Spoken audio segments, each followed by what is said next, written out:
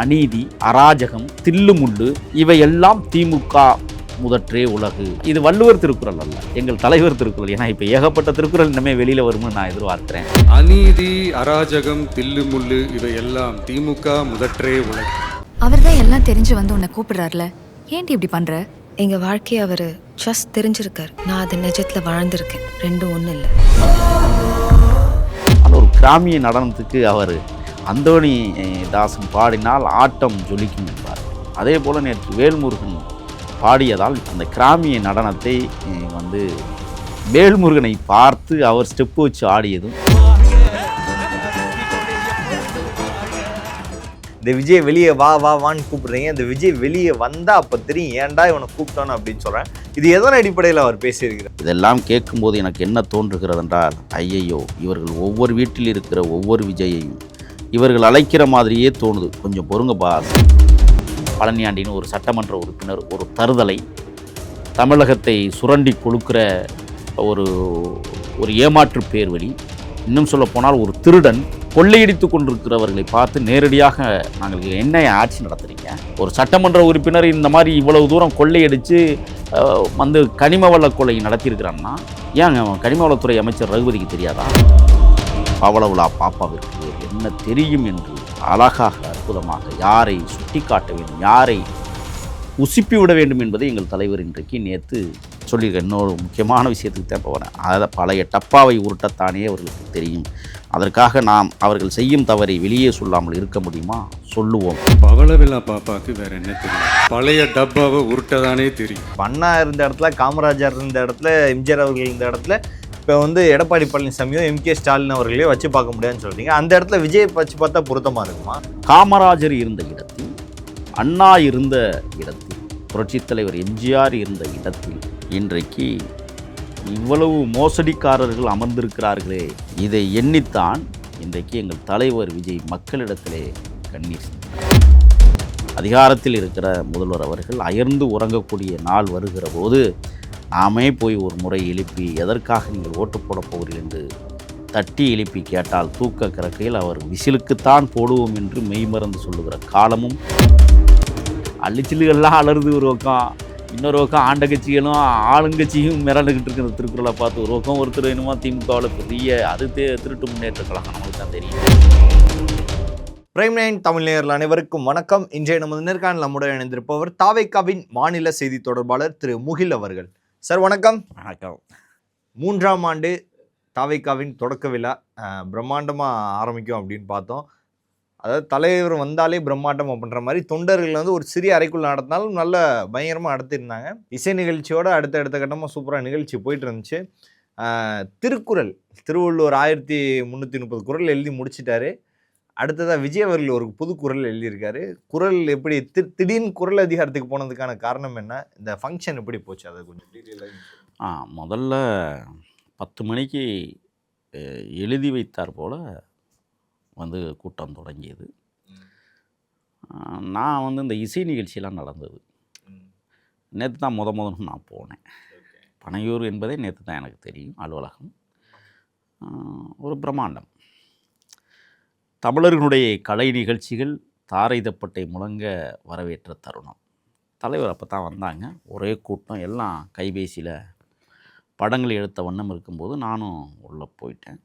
போகும்போது கட்டுப்பாடுகள் நிறைய. 10 மணினா 10 மணிக்கு உள்ளே எல்லோரும் இருக்கணும். தலைவர் வந்ததுக்கு பிறகு யாருக்கும் அனுமதி இல்லை. ஆனால் நேற்று தெரிந்த முகம் என்பதால் தொண்டர்களே என்னை உள்ளே அழைச்சிட்டு போயிட்டாங்க. அந்த கரகாட்டம், பொம்மலாட்டம், குதிரையாட்டம், பறையாட்டம், தப்பாட்டம் என்று பல்வேறு தமிழர்களின் கலை நிகழ்ச்சிகள் அந்த வீதி எங்கும் விடுதலையை கேட்டு முழங்கியது என்பது போல இருந்தது. நான் எல்லோரும் என்ன சொல்லுவாங்கன்னா, ஒரு ஆண்டு விழா நடத்துகிறார்கள் ஒரு இயக்கத்திற்கு என்றால் பிரம்மாண்டப்படுத்துவார்கள்.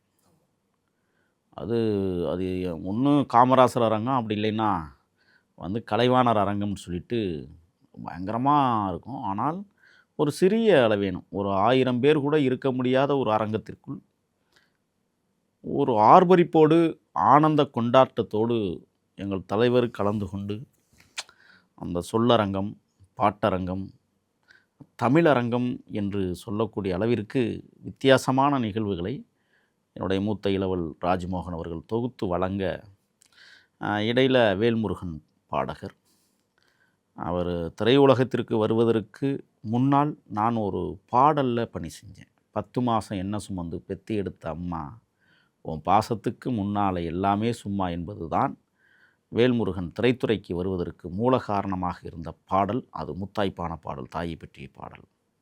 அதனால் நான் சொல்லுவது 2007 அந்த காலகட்டத்திலேருந்தே வேல்முருகன் என்னுடைய நெருங்கிய நண்பர். என்னுடைய பேச்சை உன்னிப்பாக கவனித்து கொண்டிருப்போம், அவரையும் நான் உன்னிப்பாக கவனித்து கொண்டிருப்போம். நேற்று நாங்கள் இருவரும் சந்தித்த தருணம் நீண்ட வருடங்களுக்கு பிறகு ஒரு ஆரத்தழுவிய அந்த நிகழ்வும் அங்கே நடந்தது. அதாவது தமிழ் சொல்லரங்கம் ரொம்ப யதார்த்தமாக 2 ஆளுமைகளை உட்கார வைத்து ஏன் நீங்கள் தாவேக்காவை ஆதரிக்கிறீர்கள், பின்னணி காரணங்கள் என்ன என்பன போன்ற விஷயங்களை டிஎஸ்எஸ் மணி அவர்களும் இன்னொரு மதிவாணன் பெரியவர் அவர்களும் ரொம்ப அற்புதமாக அந்த கலந்துரையாடலை நிகழ்த்தினார்கள். வேல்முருகன் பாடிய பாடல்கள் ஒரு ஒரு கொண்டாட்டத்தை உருவாக்கியது. எங்கள் தலைவர் நான் ஆடலாமான்னு ஒரு பர்மிஷன் கேட்டுக்கிட்டு ஆட வேண்டிய, அனுமதியை கேட்டு ஆட வேண்டிய சூழலுக்கு எங்கள் தலைவர் பல படங்களில் நடித்து வெற்றி வாகை சூடிய நடனங்கள் ஏராளம், உங்களுக்கு தெரியாத ஒன்றும் இல்லை.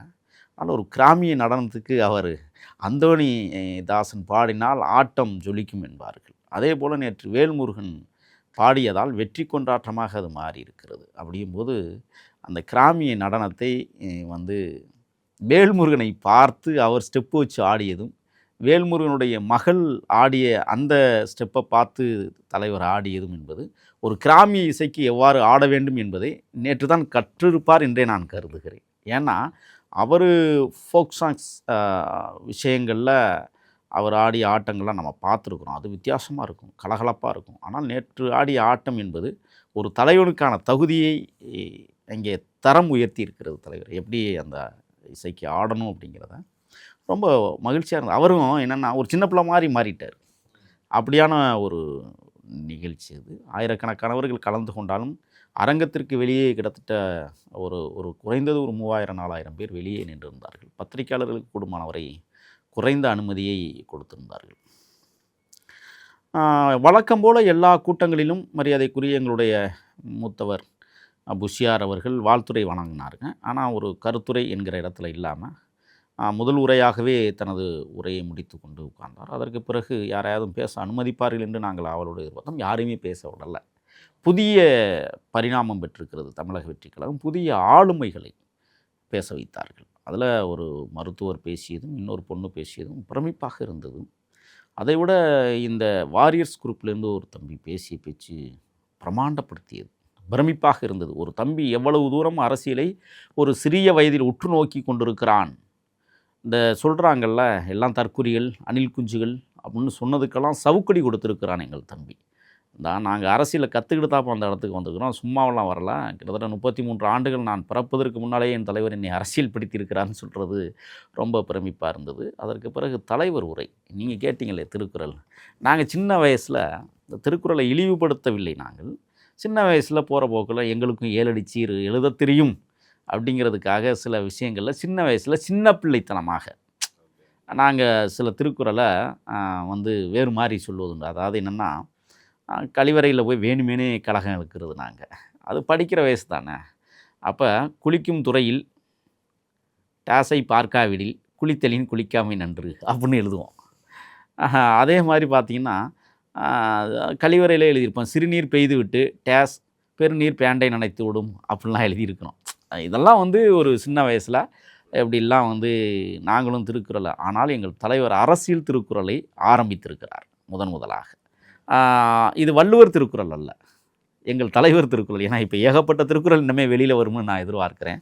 அந்த வகையில் பார்த்திங்கன்னா அநீதி, அராஜகம், தில்லுமுள்ளு இவையெல்லாம் திமுக முதற்றே உலகு என்று சொல்லுகிற அளவிற்கு அந்த 7 அடி சீரை அற்புதமாக புதிய வள்ளுவனாய் பிறந்திருக்கிறார் எங்கள் தலைவர் விஜய் அவர்கள். கொதிக்கிறாங்கள? இல்லை, நீங்கள் தான் சொல்லணும். இல்லை என்னென்னா அள்ளிச்சில்லுகள்லாம் அலருது ஒரு பக்கம், இன்னொரு பக்கம் ஆண்ட கட்சிகளும் ஆளுங்கட்சியும் மிரண்டுக்கிட்டு இருக்கிற திருக்குறளை பார்த்து ஒரு பக்கம் ஒருத்தர் என்னமோ திமுகவில் பெரிய அது திருட்டு முன்னேற்ற கழகம் நம்மளுக்கு தான் தெரியுமே. ஏன் அடிக்காத கொள்ளைகள் இல்லை. இப்போ அண்மையில் கூட நீங்கள் பார்த்துருப்பீங்க, பழனியாண்டின்னு ஒரு சட்டமன்ற உறுப்பினர் ஒரு தருதலை தமிழகத்தை சுரண்டி கொடுக்குற ஒரு ஒரு ஏமாற்று பேர் வழி, இன்னும் சொல்லப்போனால் ஒரு திருடன் என்றெல்லாம் நாங்கள் பட்டப்பேர் வைக்கலாம். வைப்பதற்கு பொருத்தமானவர்கள் இந்த தேசத்தில் கொள்ளையடித்து கொண்டிருக்கிறவர்களை பார்த்து நேரடியாக நாங்கள் என்ன ஆட்சி நடத்துகிறீங்க?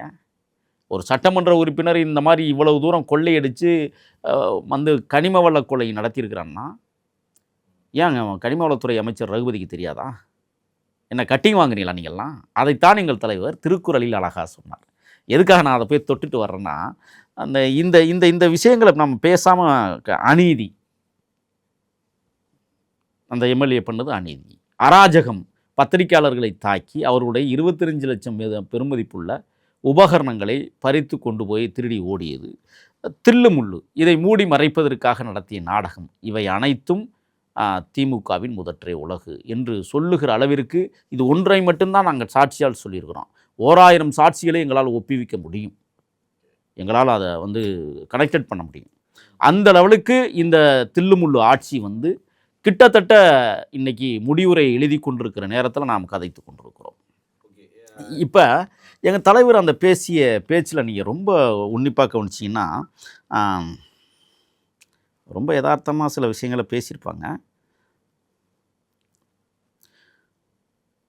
கோடிக்கணக்கான மக்கள் இன்றைக்கு நம்மை அங்கீகரிக்க தொடங்கி இருக்கிறார்கள், ஆர்வரிக்க தொடங்கி இருக்கிறார்கள், ஆதரவளிக்க தொடங்கி இருக்கிறார்கள். நானும் உங்களை நம்பிதான் இந்த கட்சியை தொடங்கி இருக்கிறேன். உங்கள் தலைமை தொண்டனாக உங்கள் அனைவருக்கும் என்னுடைய வாழ்த்துக்கள் என்று சொல்லிவிட்டுத்தான் அரசியலை தொடுகிறார். 1977 ஜூன் மாதத்தில் எம்ஜிஆர் அவர்கள் ரேடியோவில் ஒரு பேட்டி ஒன்று கொடுத்தாங்க. அதில் அண்ணா இருந்த இடத்தில் இப்படிப்பட்டவர்களும் அமர்கின்றார்கள், அமர்கிற இடமாக மாறிவிட்டதே என்று எண்ணி எண்ணி கண்ணீர் ததும்ப அந்த ரேடியோவில் அவர் பதிவு செய்தார். அன்று அந்த கண்ணீரை துடைத்திட தொடங்கிய இயக்கம்தான் அனைத்திந்திய அண்ணா திராவிட முன்னேற்றக் கழகம் என்று ஒரு வரலாற்றை சொல்லிவிட்டு சொல்லுகிறார். 2017க்கு பிறகும் 2021க்கு பிறகும் இந்த 2 ஆட்சியையும் எப்படி அவர் கொண்டு வராருன்னு சொன்னால், தமிழ்நாட்டினுடைய நிலைமையை பற்றி யோசித்து பார்த்த மக்கள், தமிழக மக்கள் குறிப்பாக, காமராஜர் இருந்த இடத்தில், அண்ணா இருந்த இடத்தில், புரட்சித் தலைவர் எம்ஜிஆர் இருந்த இடத்தில் இன்றைக்கு இவ்வளவு மோசடிக்காரர்கள் அமர்ந்திருக்கிறார்களே, இதை எண்ணித்தான் இன்றைக்கு தமிழக வெற்றிக் கழகம் இந்த மக்களின் கண்ணீரை துடைப்பதற்காக எம்ஜிஆர் எப்படி ரேடியோவில் அழுதாரோ அதைப்போல இன்றைக்கு எங்கள் தலைவர் விஜய் மக்களிடத்திலே கண்ணீர் சிந்தினார். அதோட கட் பண்ணிட்டு ஒரு இது இந்த இப்போ நீங்கள் பேசுனதுக்காக இதுக்கு ஒரு பதில் தான் கேட்குறாங்க. இப்போ அண்ணா இருந்த இடத்துல, காமராஜர் இருந்த இடத்துல, எம்ஜிஆர் அவர்கள் இருந்த இடத்துல இப்போ எடப்பாடி பழனிசாமியோ எம்கே ஸ்டாலின் அவர்களையோ வச்சு பார்க்க முடியாதுன்னு சொல்கிறீங்க. அந்த இடத்துல விஜய் வச்சு பார்த்தா பொருத்தமாக இருக்குமா? ஏன் இருக்காது? எப்படி இருக்குன்னு சொல்கிறீங்க? அவங்கள வச்சு பார்க்க முடியாதுன்னு சொல்கிறீங்க, நீங்கள் மட்டும் எப்படி டேரெக்டாக முதலமைச்சராகி அது கரெக்டாக இருக்குமான்னு கேட்குறேன். நான் என்ன கேட்குறேன்னா, அடித்த கொள்ளைகள் 2 பேரும் அடித்த கொள்ளைகள் உலகறியும். அண்ணாவும் விஜயும் ஒன்றா? நான் என்ன கேட்குறேன்னா, அரசியலை தான் நம்ம பேசுவோம். அரசியல் வழியாக தான் சொல்கிறேன். அண்ணா பண்ணதை விஜய் பண்ணது ஒன்றா? ஏன் பண்ணக்கூடாதா? பண்ணாங்களான்னு கேட்குறேன். இல்லை, அதிகாரம் கொடுத்தா தானே பண்ண முடியும். அறிஞர் அண்ணாவை போல் மிக தூய்மையான ஒரு தலைவராக இன்றைக்கு வருகிறார். மற்றவர்களைப் போல் திரள் நிதி திரட்டி கட்சி நடத்துகிறோமா? கட்டியும் போட்டு கட்சி நடத்துகிறோமா? கிடையாதுல்ல. அப்போ அண்ணா எப்படி அப்பழுக்கற்றவராக இருந்தாரோ அதை போல் எங்கள் தலைவரும் இன்றைக்கு அப்பழுக்கற்றவராக தன் சொந்த உழைப்பில் உழைத்து சம்பாதித்த பணத்தில் இந்த மக்களுக்கு செலவழிப்பதற்காக ஆண்டுக்கு 500 கோடி ரூபாய் சம்பாதிப்பதற்கு தகுதியான தலைவராக இருந்தவர் இன்றைக்கு அதையெல்லாம் வேண்டாம் என்று ஒதுக்கிவிட்டு அதில் ஒரு வார்த்தை சொல்கிறார், நான் சினிமா விட்டு போனாலும் இந்த சினிமாவை நீங்கள் என்ன விட மாட்டேங்கிறீங்களே, அடுத்த படம் நான் கண்டிப்பாக அடிப்பேன்னு சொல்கிறேன். அப்படி இல்லை. அவர் என்ன சொன்னார், நான் தான் விட்டுட்டு வந்துட்டேன்னு சொல்கிறார்ல, அப்புறம் நீங்கள் குறுக்கு கேள்வி கேட்குறீங்க. ஏன் அப்படின்னா அண்ணா அவர்கள் அந்த எக்ஸ்பீரியன்ஸை மீண்டும் ஒரு முறை விஜய் அவர்களே கம்பேர் பண்ணி பார்த்தேன். எப்போ அண்ணா வந்து 51ல் ஆரம்பிச்சாரு, இத்தனை நாள் போராட்டங்கள் பண்ணாரு, அது தெரியுமா இது தெரியுமான்னு எல்லாருமே கேட்குறீங்க. இந்த விஜய் வெளியே வா வா வான்னு கூப்பிடுறீங்க. இந்த விஜய் வெளியே வந்தா அப்போ தெரியும் ஏன்டா இவனை கூப்பிட்டானு அப்படின்னு சொல்கிறேன். இது எதன் அடிப்படையில் அவர் பேசியிருக்காரு? அது நீங்கள் ஒரு செய்தி எப்போதுமே புரிஞ்சுக்கோங்க. போராட்டம் என்றால் தினந்தோறும் போராட்டம் நடத்தக்கூடிய அளவிற்கு இன்றைக்கு அவ்வளவு பிரச்சனைகள் தமிழ்நாட்டில் இருக்குது. எங்கள் தலைவர் தினந்தோறும் அப்புறம் போராட்டத்துக்கு வந்து தான். ஆனால் இந்த பிரச்சனைகளை எல்லாத்தையும் ஒரு முடிவுக்கு கொண்டு வரணும்னா அதிகாரம் நம் கையில் இருக்கணும். இந்த அதிகாரத்தை வெல்லாமல் நாம் வந்து ஆர்ப்பாட்டங்கள் போராட்டங்களின் ரீதியாக எதையும் உறுதிப்படுத்தி விட முடியாது. அப்படி நீங்கள் பார்த்தீங்கன்னா தமிழ்நாட்டு அரசியல் தளத்தில் விடுதலை சிறுத்தைகள் என்கிற மாபெரும் மக்கள் இயக்கம், அதனுடைய தலைவர் எங்கள் நெஞ்சமெல்லாம் நிறைந்திருக்கிற எழுச்சி தமிழர் நடத்திய போராட்டங்கள் எண்ணற்றவை. உங்களுக்கு தெரியாதது ஒன்றும் இல்லை. கிட்டத்தட்ட வள்ளுவர் கோட்டத்தில் மட்டுமே 600க்கும் மேற்பட்ட ஆர்ப்பாட்டங்களை நடத்தியிருக்கிறார். பல்வேறு உரிமைகளுக்காக குரல் கொடுத்துருக்கிறார். நாங்கள் மதிக்கிறோம் அந்த ஆர்ப்பாட்டங்களை போராட்டங்களை. ஆனால் தீர்வு என்ன? எந்த தீர்வை நோக்கி நகர முடியாமல் அந்த தலைவர் அவர்கள் இன்றைக்கும் தடுமாறி கொண்டிருப்பதை நாம் பார்க்க முடிகிறது. அல்லோகலப்படுகிறார் இந்த அரசியலில். ஆனால் சாதுரியமாக சாணக்கியத்தனமாக இன்றைக்கு அவர் ஒரு கூட்டணி என்கிற விஷயத்தில் ஏதோ காய் நகர்த்தி கொண்டு, அது அவங்களுடைய விருப்பம், அதுக்குள்ளே நம்ம நுழைய முடியாது. ஆனால் எங்கள் தலைவர் தினந்தோறும் ஆர்ப்பாட்டம் தினந்தோறும் போராட்டம் என்று காசை விரயம் செய்வதை விட அந்த காசை வைத்து உச்சநீதிமன்றத்தில் போய் ஒரு தீர்வை உருவாக்க முடியும் என்று எங்கள் தலைவர் நம்புகிறார். ரெண்டுக்கும் வித்தியாசம் தான். இப்போ தலைவர் தொல் திருமா அவர்கள் இதுவரை இந்த ஆர்ப்பாட்டங்களில் செலவுகளை பார்த்தால் பல 100 கோடிகள் ஆகும். அப்படி சொல்லும்போது எத்தனை உச்சநீதிமன்ற வழக்குகள் இதுவரை நீங்கள் முடிவு கொண்டு வந்துருக்கீங்க? எந்தெந்த?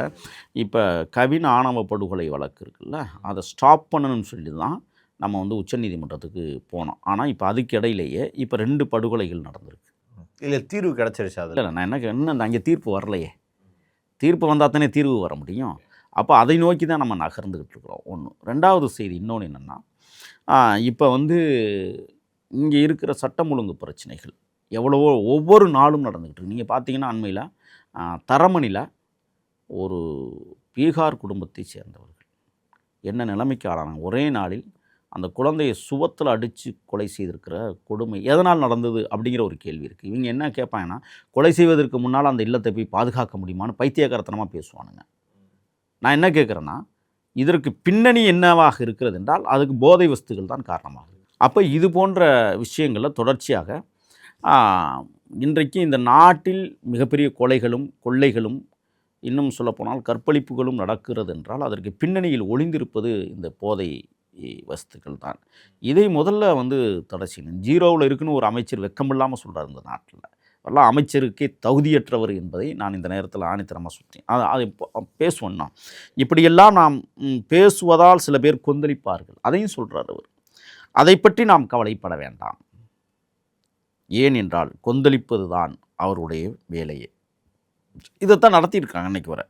எம்ஜிஆர் கட்சி ஆரம்பித்த போது ஏன் அவர் வெற்றி பெற்றதற்கு பிறகும் கூட சட்டசபையில் கூட ஏதோ ஒரு நடிகர் கட்சி வந்திருக்கிறதாம், ஏதோ ஒரு புதிய கட்சி வந்திருக்கிறது, புரட்சித் தலைவர் என்று ஒருத்தர் வந்திருக்கிறார் என்று இப்படியெல்லாம் கேலியும் கிண்டலுமாக பேசினார்கள். ஆக யார் அரசியலுக்கு வந்தாலும் இப்படி கொந்தளிக்கிறது அவர்களுடைய வேலை. ரொம்ப தெளிவான அரசியலோடு அடுத்து நாம் அரசியலுக்கு வந்த பிறகும் கூட இந்த விஜய்க்கு என்ன அனுபவம் இருக்குது, எம்ஜிஆர் அவர்களுக்கு எவ்வளவு அனுபவம் இருக்கிறது என்று தெரியுமா? நீங்கள் கேட்ட கேள்விக்கு தான் இப்போ இல்லை, அதான் அந்த கேள்வி. 52 முதல் 72 வரை 20 ஆண்டுகள் திமுகவில் இருந்த அரசியல் அனுபவம் எவ்வளவு இருக்குது என்று தெரியுமா? இல்லை, யார் அரசியலுக்கு வந்தாலும் இவர்கள் கொந்தளிப்பார்கள். ஓகே, விஜய் அரசியலுக்கு வந்தார். ஃபஸ்ட்டு விஜய் அரசியலுக்கு வந்ததுக்கப்புறம் ஆதரவு தெரிவித்தவங்க எல்லாமே திமுக அதிமுக எம்எல்ஏக்கள் தான். ஜனநாயகத்தில் யார் வேணால் அரசியலுக்கு வரலான்னு சொல்லி அப்படி சொல்கிறது மாதிரி சொல்லுவாங்க. நீங்கள் இல்லை சொல்லியிருந்தாங்க. ஆனால் அவங்களோட கேள்வி என்ன அனுபவம் இல்லை. நீங்கள் ஒரே ஒரு செய்தி, எம்ஜிஆர் அவர்கள் பிரிந்து வருகிற போது நாவலர் நெடுஞ்செழியன் சற்று யோசித்து தான் வந்தார். ஆனால் அதை நாவலர் நெடுஞ்செழியனை கருணாநிதி கூப்பிட்டு வந்து என்ன செய்தார்னா எம்ஜிஆருக்கு எதிராக அறிக்கை கொடுக்க வைத்தார். ஆனால் அதே நாவலர் பிறகு வந்து எம்ஜிஆர் உண்மை இருந்ததால், எம்ஜிஆரிடம் பற்று இருந்ததால் வந்து சேர்ந்துக்கிட்டாங்க. நீங்கள் இன்றைக்கி இருக்கிற அமைச்சர் துரைமுருகன் யாருடைய மாணவர்? எம்ஜிஆருடைய மாணவர். நான் எம்ஜிஆர் எப்படியெல்லாம் அவரை வளர்த்துருப்பார், எம்ஜிஆர் எப்படியெல்லாம் அரசியல் வந்து கலைஞரோட அரசியல் அவரே சொல்லியிருக்கிறாரு. நான் என்ன சொல்கிறேன்னு சொன்னால், ஆனால் கலைஞருடைய அரசியலில் இருந்ததுனால தான் நீங்கள் இவ்வளவு அவமானப்பட்டு போய் நிற்கிறீங்க. எம்ஜிஆருடைய அரசியலில் இருந்திருந்தீங்கன்னா எம்ஜிஆருக்கு பிறகு ஒரு வலுவான முதலமைச்சராக வருவதற்கு கூட உங்களுக்கு வாய்ப்பு இருந்திருக்கும். ஆனால் நீங்கள் அந்த வாய்ப்பை தவறிவிட்டு இப்போ திருநாவுக்கரசர் அவர் எம்ஜிஆருடைய வார்ப்பு, இன்னைக்கு காங்கிரஸில் இருக்கிறார். ஆனால் இன்றைக்கும் அவர் மனம் அருந்துவது புரட்சித் தலைவர் எம்ஜிஆருடைய ஆட்சியை இந்த மண்ணிலே நிலைநிறுத்த முடியாமல் போனது அப்படிங்கிற விஷயத்தில் அவர் தவிக்கிறார். ஆனால் அதை தமிழக வெற்றி கழகம் நிறைவேற்ற காத்திருக்கிறது என்பதைத்தான் எங்கள் தலைவர் ஆணித்தரமாக அழுத்தமாக இந்த விஷயத்தில் சொல்றார். ஏன்னா 67 மாதிரி ஆட்சியை மாத்திரோம்னு சொல்றாங்க. 67 அனுபவம் வாய்ந்த தலைவர்கள் இருந்தாங்க. உங்களுக்கு என்ன அனுபவம் இருக்குன்றத எல்லாருமே கேட்குற கேள்வியா இருக்கு. அதை தான் விஜய் அவர்களும் கேட்டிருக்காங்க. அந்த அனுபவம் பத்தி இல்லை அதுதான் என்று, அதாவது விஜய்க்கு என்ன பெரிய அனுபவம் இருக்கு என்று கேட்ட அதே வாய்தான் அன்று எம்ஜிஆர் அவர்களை பார்த்து அரசியல் அரிச்சுவடி தெரியாதவர், கவர்ச்சியை மட்டுமே நம்பி இருக்கிறவர், அட்டக்கத்தி, வாய் விளம்பர வள்ளல், இவருக்கு கேள்வி மட்டுமே கேட்க தெரியும், பதில் சொல்ல தெரியாது, நிருபர்களை சந்திக்க மாட்டார், டெல்லியை பகைத்து கொள்ள மாட்டார், மேலே இருந்து அவருக்கு அவ்வளவு பிரஷர் இருக்குது என்று சொன்னதும் அதே வாய் தான். ரொம்ப ஆமாம், அன்னைக்கு என்ன வாய் சொன்னுச்சோ அதே வாய் தான் இன்னைக்கும் பேசுது. திரும்பி எம்ஜிஆரையும் விஜயம் கம்பேர் பண்ணுறதே தப்புன்னு நீங்கள் சொல்கிறாங்க. எம்ஜிஆரும் விஜயம் ஒன்றா நீங்கள் ஒரே தட்டில் பார்க்குறீங்க. ஒரே ஒரு விஷயம் நான் சொல்கிறேன். எம்ஜிஆர் ஆள்வதற்கு முன்னால் இருந்த எம்ஜிஆரும் எங்கள் தலைவர் ஆள்வதற்கு முன்பாக இருந்த விஜயும் ஒரு நேர்கோட்டில் பார்த்தீர்களேனால் சமமாக இருக்கக்கூடியவர்கள். எங்கள் தலைவர் எப்பொழுது எம்ஜிஆரை தொடுவார் என்றால், அவர் ஆட்சி அதிகாரத்தை கைப்பற்றி ஆட்சி அதிகாரத்தை எப்படியெல்லாம் ஏழைகளுக்காக செய்தாரோ அதைவிட கூடுதலாக எங்கள் தலைவர் செய்கிற போதுதான் உங்களுக்கு அது புரிய வரும். ஒரு ஆட்சி அதிகாரத்தை தொடர்றதுக்கு முன்னாடி ஏழைகளுக்காக செஞ்சார். இவர் தான் செஞ்சிருக்கிறாரு. 33 ஆண்டுகளுக்கு முன்பே நான் ஏற்கனவே சொன்னதைப் போல பால்பன் திட்டத்தை 1.5 லட்சம் குழந்தைகளுக்கு தாயினுடைய மார்பு சுரப்பியிலிருந்து பால் வராத காலத்திலும் எங்கள் தலைவர் பால் கொடுத்து பக்குவப்படுத்தி பச்சிளம் குழந்தைகளை காவல் காத்து பக்குவப்படுத்தி இன்றைக்கு பருவத்திற்கு வருகிற அளவிற்கு எங்கள் பிள்ளைகளை வளர்த்தார்கள். 1300 தையல் இயந்திர நிறுவனங்கள், எங்கெல்லாம் தையலகம் கற்றுக் கொடுக்க முடியுமோ அங்கெல்லாம் தையல் பயிற்சிகளை கற்றுக் கொடுத்து பயிற்சி நிறுவனங்களை உருவாக்கியவர். கொரோனா நிதியாக அதிகளவு கொடுத்த எங்கள் தலைவர். எப்போவெல்லாம் வெள்ளம் பாதிப்பு வருகிறதோ அப்பெல்லாம் அதிகளவில் நிதி கொடுத்த எங்கள் தலைவர். எப்போவெல்லாம் தமிழ்நாடை ஒரு சூழ்ச்சி சூழ்ந்து நிற்கிறதோ அப்பொழுதெல்லாம் அந்த சூழ்ச்சியை தவிடுபடியாக்குவதற்காக முதல்வர் நிவாரண திட்டத்திலே கொண்டு போய் எங்கள் தலைவர் கொடுத்த நிதிகளும் ஏராளமானவை இருக்கிறது. இன்றைக்கும் அதை என்னால் காட்ட முடியும். அப்போ அதெல்லாம் எதை நோக்கி பயணிக்கிறது, அதெல்லாம் ஏன் தெரியாமல் போச்சு. இன்னைக்கு பள்ளியில், அதாவது மாநில அளவில் முதல் 3 இடம் பிடித்த பிள்ளைகளுக்கு கூட வைடூரியத்தால் அழகு பார்த்த தங்கத் தலைவர் எங்கள் தலைவர். இல்லை அது எந்த வருஷமாக இருக்கணும், செஞ்சார்ல, யார் செஞ்சா? நான் கேட்குறேன், இந்த கேள்வி கேட்குறீங்களே என்கிட்ட. திமுக எத்தியார் குப்பத்தில் 23 பேர் செத்தாங்களே, நிவாரண நிதி கொடுத்துச்சா? அரசு என்பது வேறு, கட்சி என்பது வேறு. கருணாபுரத்தில் 68 பேர் செத்து போனாங்களே, ஒத்த பைசா கொடுத்த வரலாறு உண்டா? அரசு வேறு, கட்சி வேறு. ஆமாம் கொடுத்ததுண்டா? உங்களுக்கு அறக்கட்டளைலாம் இருக்குல்ல, எவ்வளோ அறக்கட்டளைலாம் வச்சு நடத்திட்டு இருக்கிறீங்களா? ஒத்த பைசா கொடுத்த வரலாறுகள் உண்டா? நான் கேட்குறேன், தாமிரபரணி படுகொலை நடத்தியவர்கள் இவர்கள் தானே. 18 பேரை பழி தீர்த்தார்களே, ₹1 கொடுத்ததுண்டா உங்கள் கட்சி நிதியிலிருந்து? ஏன் கொடுக்கல? அதையெல்லாம் ஏன் பேச மாட்டேங்கிறீங்க இந்த ஊடகவியலாளர்கள் என்பது எங்களுக்கு தெரியலை. ஆனால் எங்கள் தலைவர் எல்லாவற்றிற்கும் ஓடோடி போய் உதவி செய்திருக்கிறார், கரம் கோர்த்திருக்கிறார். இத்தனைக்கும் ஒரு ட்ரஸ்ட்டு கூட இல்லை, சம்பாதித்த பணத்திலிருந்து ஏழைகளுக்கு செய்ய வேண்டும் என்கிற இதய கணத்தோடு போய் இறங்கி செய்திருக்கிறார் எங்கள் தலைவர். அதெல்லாம் ஏன் கண்ணுக்கு தெரியாமவே போச்சு அப்படிங்கிறதுன்னு தெரியல. ஏன் நிறைய பேர் கேட்டால் ஏன் ஊடகங்கள் பேச, ஊடகங்கள் ஒழுங்காக இல்லை பேசலை. எந்த ஊடகங்கள் ஒழுங்காக இருக்குது? ஏன்னா பேட்டி கொடுத்து நாங்கள் பார்த்துருக்கோம். பேட்டி கொடுத்தவங்கள பேட்டி எடுக்கிறத இப்போ தான் ஃபஸ்ட் டைம் தமிழ்நாடு பார்க்குது. அதான் கொஞ்சம் வித்தியாசமாக இருக்குது. அதான் இங்கே எல்லாம் வைக்கிற குற்றச்சாட்டு. இல்லை, நீங்கள் ஒரு தலைவர் ஒரு 4 பேரை கூப்பிட்டு பேட்டி கொடுப்பாரா, அவங்க ஒரு பேட்டியை கொடுக்குறாங்க, தலைவர் இப்படிலாம் பேசினார்னா அது கொஞ்சம் வித்தியாசமாக இருக்குல்ல. இந்த மாதிரி பேட்டி அதை பற்றி பேசுகிறீங்களா? அதுதான் வித்தியாசம். ஊடகங்கள் எல்லாம் தாவேக்காவுக்கு துரோகம் பண்ணுதுன்னு நினைக்கிறீங்களா? ஊடகங்கள்ன்ற ஒன்று இல்லை, தாவேக்காவே இருக்காதுன்னு சொல்லல. நீங்கள் அது எங்கள் வாரியர்ஸ் குரூப் இல்லைன்னா எங்கள் தாவேக்காவே இல்லைங்கிறத நாங்கள் பெருமைப்பட சொல்லுவோம். பளபளப்பு சொலிசொலிப்பு பார்த்து பல்லிழிப்பவர்கள் என்றெல்லாம் கிண்டலும் கேலியுமாக பேசினார்கள். இதையெல்லாம் மக்கள் ஒரு மாதிரி சைலண்டாக வாட்ச் பண்ணிக்கிட்டு என்ன செய்தார்கள் என்று உங்களுக்கு எல்லாம் தெரியும். அவர் வெற்றி பெற்ற பிறகு அரசியலில் பலந்தின்னு கொட்டை போட்ட அனுபவசாலிகள் இருப்பார்கள் என்று சொல்வார்கள் அல்லவா? அவர்கள் எல்லோரும் அந்த கோட்டை என்பது ஒரு பகல் கனவாகவே மாறிவிட்டது என்று அவர் சொல்லுகிற போது 1977 மாதிரியே இப்பவும் அந்த பழைய தேய்ந்து போன, துருப்பிடித்து போன, நைந்து போன அதே அந்த பழைய வெப்பனை இப்பவும் கையில் எடுக்கிறார்கள். அதனால் மை டியர் ஜென்டில்மேன், டெக்னாலஜி எல்லாம் வளர்ந்து எங்கேயே போய்கிட்டு இருக்கு, அட்லீஸ்ட் உங்கள் டெக்னிக்காவது கொஞ்சம் மாற்றுங்கப்பா என்று ஆளுங்கட்சிக்கு குரல் வலையில் கத்தியை வைத்து அறுத்திருக்கிறார். காமராஜர் அவர்களையும் விட்டு வைக்கவில்லை. அவருக்கு இலக்கியம் என்றால் என்ன என்று தெரியாது.